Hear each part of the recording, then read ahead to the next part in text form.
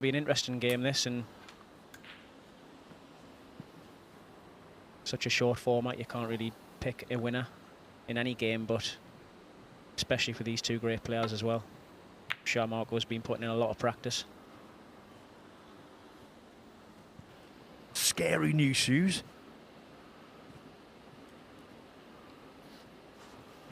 Hedgehog vibes. One. Not as sharp as that though, Phil. You know, a couple of years ago, Martin Gould started the World Championship 60th in the world rankings with the possibility of dropping off. That seemed unthinkable. And at times last season, the relegation threat hung over the head of Thepchaiya Un-Nooh. Again, unthinkable.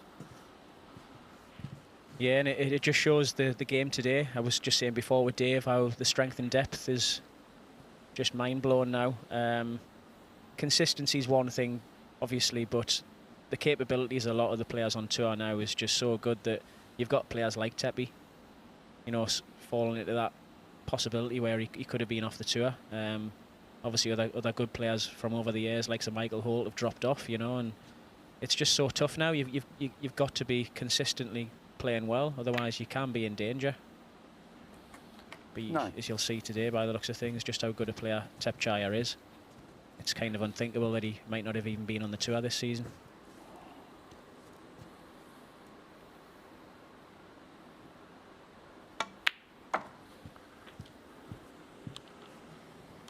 Started off sharp here though, the great long red. Looks to have got the pace of the table quite quickly. Coming down there off the green for the red. 30. Just as I put the curse on him, he's left himself a bit awkward on the black to get into the reds. He's going to have to really power this one in. It's not too bad. If that one doesn't go past the red and pink to the 20. Yellow pocket, which he's looking at now, he's still got the one on the right-hand side.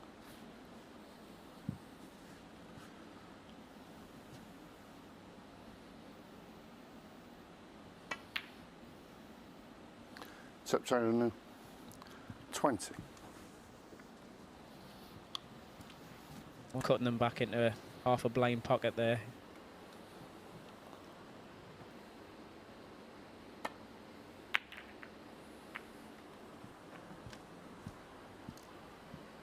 Well, that wasn't just a miss, that was a wholesale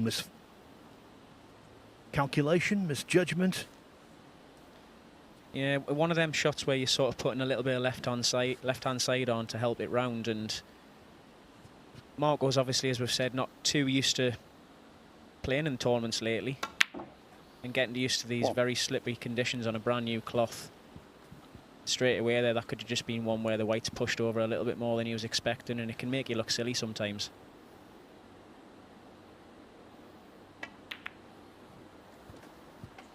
But either way, it's let Thepchaiya straight back in, and he's got a nice chance now. He'd be disappointed if he doesn't get very close to winning the frame from here.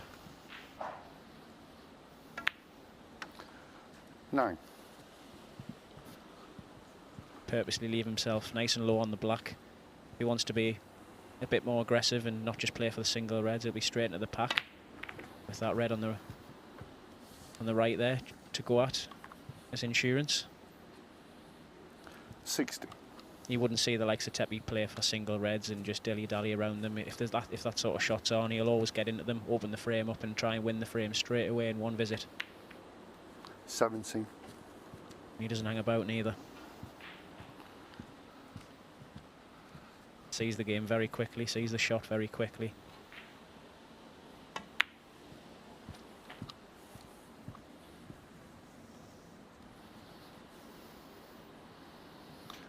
$24.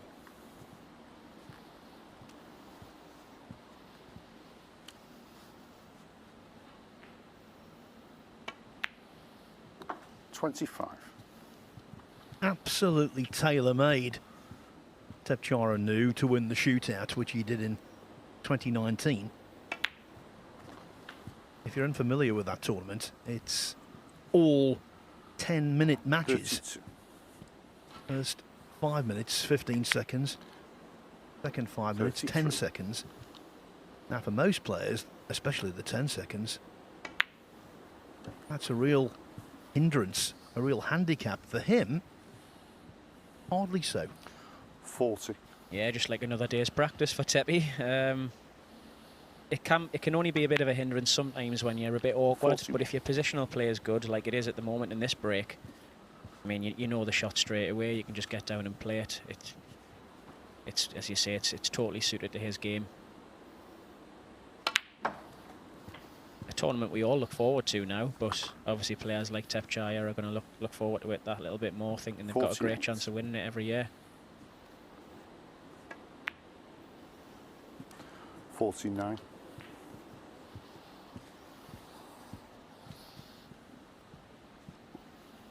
And look at this. Frame already in the books. This is what he does. 56.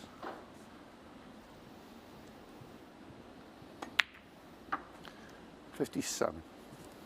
Lovely little cannon there. Frame 1 obviously, so he just took the opportunity to slide off the reds, open them up and get on the black at the same time.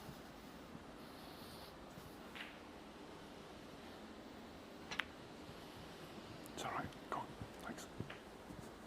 The table will really suit him. It's very conducive to floating the ball around, and I personally believe he could prosper here. Yeah, he's got a lovely smooth cue action, Thepchaiya, being as quick as he is as well. He sort of looks so good on the shot. He doesn't look that quick, if you know what I mean. He's not like a Tony Drago, where he was Tony. You could almost imagine him running around the table and getting down and kind of, I wouldn't say a jabby player, but more on instinct. Not so much of a technique there. Whereas Thepchaiya, he's got a lovely flow and cue action as well. And although he's quick, 70. he's a bit like Ronnie in that regard, where he doesn't look as quick as he is. 71.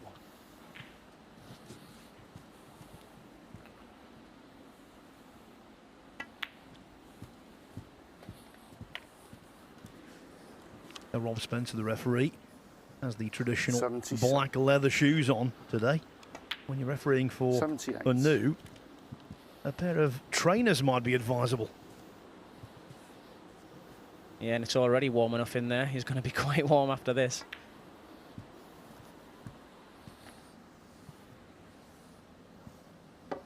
$84.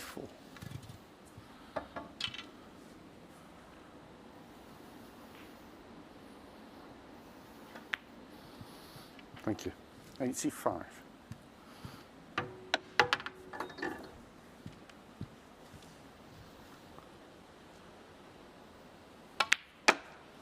Marco Fu missed that middle distance red. Grossly thick. Un-Nooh is now 3 balls away from a century. Yeah, and that's it in this format, such a short format. As we say, it's 4 frames, and you kind of know that in your head. If you make one mistake, the match isn't obviously over or anything, but you're putting yourself under pressure 96. straight away.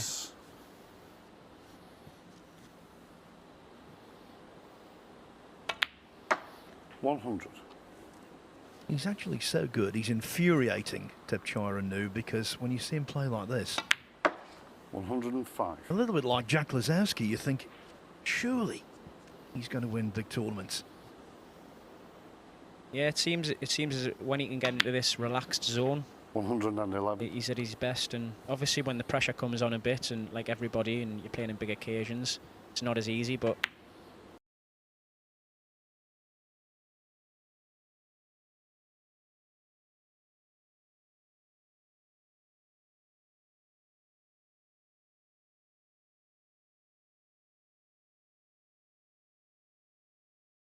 To me, Gary, that he must have practiced quite a bit between the end of the World Championship and...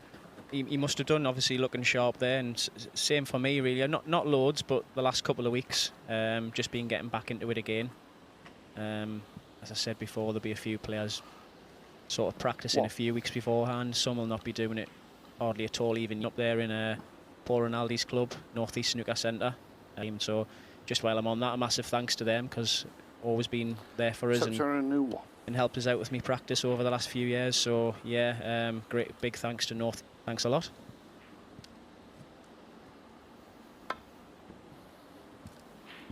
Who isn't saying thanks for being put in that position.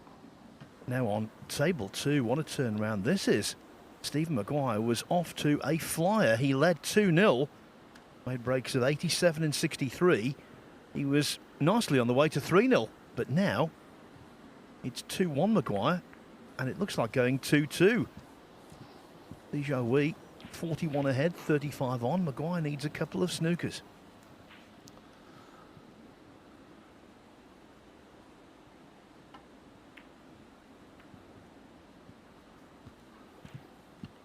You've experienced that yesterday, Gary, in your second match against Barry Pinchers, 2-0 up and eventually only drew 2 each. Yes, you've got a point, but it must be quite deflating. Yeah, I was actually quite frustrated at that one. It wasn't a great game between me and Barry, to be honest. As you say, I went 2-0 up. I'm going to blame the food, to be honest. The food that they've put on here, as usual, is absolutely exceptional, and I've had a lovely bit of salmon and potatoes and everything yesterday. And I came onto my game against Barry, and I felt so lethargic. I think I'd ate too much, Phil. And sort of, yeah, went 2-0 up, didn't feel great though, and Barry's done well to claw his way back and got a draw out of it, but it set me up in a position where I said before I knew I had to win the last game, and really you don't want to be kind of putting yourself in that position if you don't have to. It would have been ideal to get them 2 wins straight away, and I would have only needed a draw at worst, sorry. So yeah, a good start in this is key. And as I said before, if you get sort of 2-0 ahead, you really don't want to be losing a frame. Frame difference can come into it as well, so it's every frame, every ball sort of matters, and it can make it quite a tough format at times. And all He's not got too much of an angle on the green, so it'll be a good positional shot to get onto one of these reds. Yeah, just a little bit too much to ask there, I think. 4.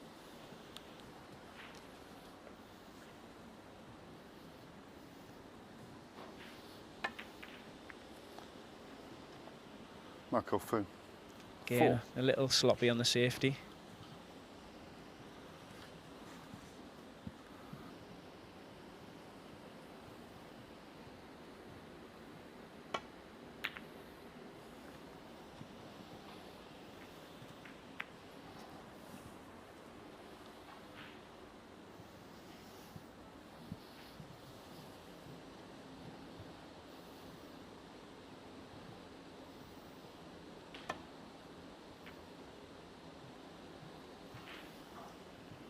We can't overstate the level of Marco Fu's celebrity in Hong Kong. Much loved out there, and quite rightly so.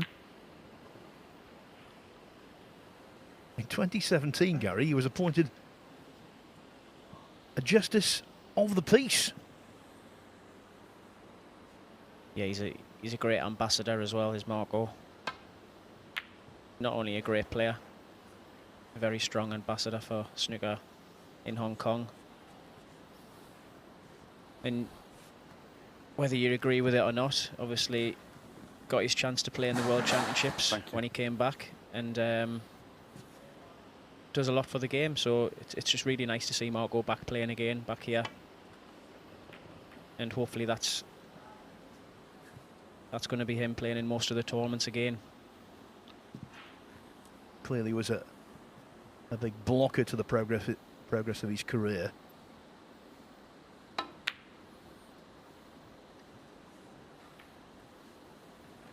Yeah, I actually remember playing Marco in, I think it was the European Masters a few years ago, around the time he picked up the pace. I mean, he's not a slow player anyway, Marco, but he'd really picked up the pace against me. I mean, he was almost a Thepchaiya's kind of speed, believe it or not. And I did ask him after the game, like, just curious as to why you were playing so quick. And he'd said at the time that he couldn't really see, so he was just playing a lot more on instinct if he could. But yeah, hopefully all them troubles are behind him, because it would be great to see a player of Marco's class back playing the way we know he can.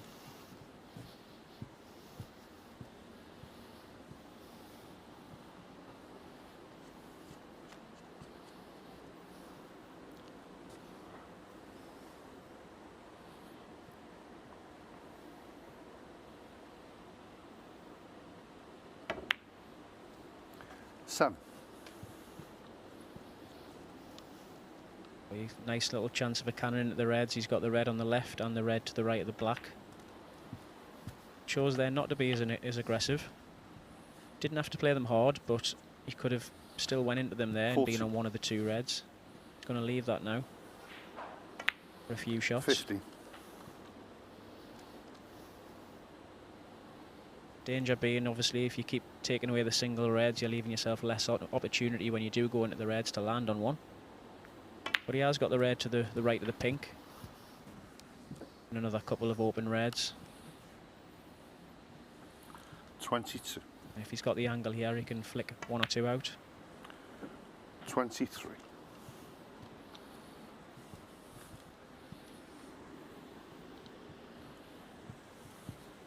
Deciding on the black here, he'll be looking to play the red to the left of the black. And then surely leave the angle on the black to go into the reds. 30.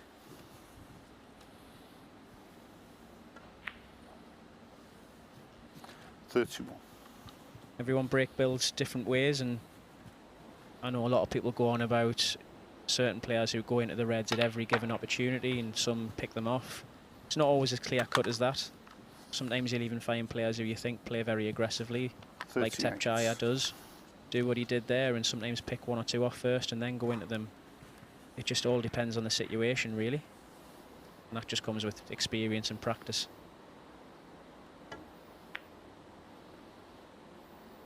Oh, it's not worked out from there. 8. Was a little more tricky than it might have appeared.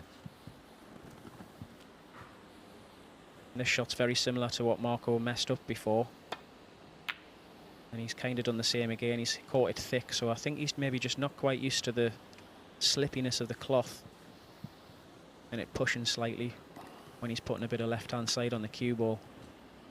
And these are things when you've not been playing, as I say, in tournaments very often, that take a little bit of getting back used to again.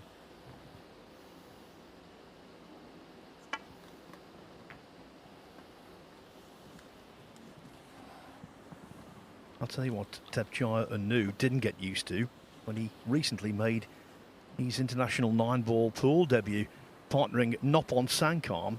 Thailand came into the World Cup down at Brentwood in Essex as late replacements for the Philippines. Sadly, Efren Reyes could not get a visa and was unable to attend. And we all thought, given the quality of Noppon Sangkam and Thepchaiya Un-Nooh on a snooker table, they might do something in the World Cup. Not so. They lost in the first round to Jason Theron and Kyle Akaloo from South Africa. And quite frankly, they looked like a couple of fishes out of water. Yeah, I actually watched a little bit of that on the highlights, and to be honest, it made me feel a lot better about my campaign in the UK Open. They played quite poorly, and it's another level in the pool, in the 9-ball, and getting used to the cue and the balls, the size difference and weight difference of the balls and things. It's all things you've got to get used to if you're going to play at any kind of high level. What? So although it made them look a bit stupid, I can totally understand why they've struggled. But as I say, I'm sure if any of us had like a good go at it and had a few weeks to a month's practice and played with, you know, the right cues and all that kind of stuff, then it is a game where I think any snooker player doing that could actually have a good run and put up a good performance. So it would be nice if we can get the snooker players involved in the 9-ball pool again. Yeah, because Emily Fraser and the team at Matchroom Multisport are doing such a wonderful job in promoting 9-ball and taking it to new heights. And so having some of the snooker guys there and making their presence felt would be terrific. Of course, we had Judd Trump at the US Open last year in Atlantic City. 14. And it was amazing the reaction of the spectators and his fellow players when Judd turned up. It was wonderful to see. Yeah, it just gets the hype around cue sports in general, doesn't it? So that's what snooker needs, pool needs, all of it. You know, it's we can work together in some ways and get that, then 20. it's absolutely brilliant for pool and snooker. Marco's in a decent position, yeah, where he's got another couple of loose reds. But he's going to need to move them 2 reds behind the black to have a chance of winning the frame. So 26. we'll be looking just to pop this pink red next to the black and leave an angle on the black to cannon them 2 reds.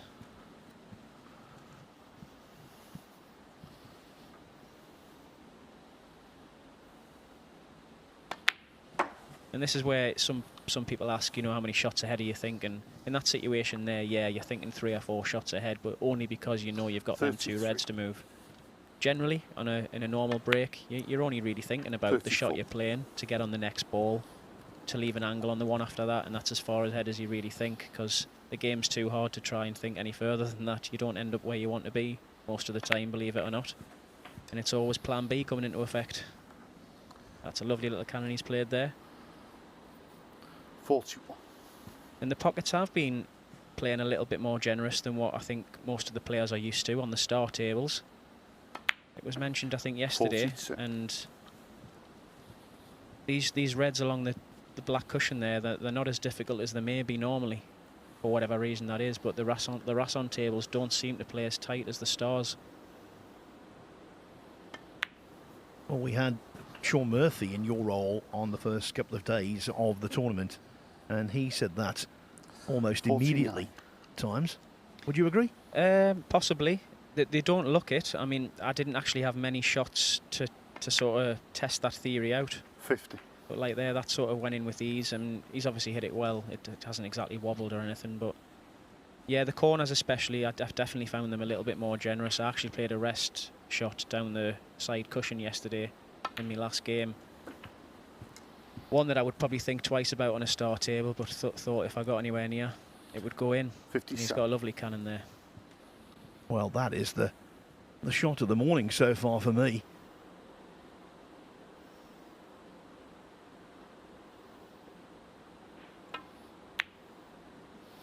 $59. 24 in front. The break goes to 59. As you say, that'll be frame over. Not an easy shot, but one if he concentrates on and hits it well, you'd expect Marco to get. 62. He's still got it, Marco Fu. 44 years of age now. In a bygone era, that might have signified he was over the hill. But he's actually 2 years younger than the world champion and world #1, so he can't say that anymore. Yeah, how the perception of the game's changed. 71.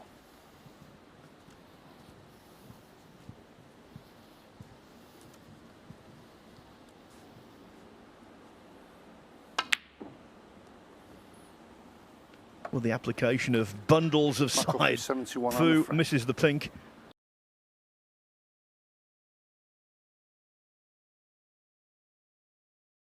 To be continued. Part video coming soon. Okay, let's go.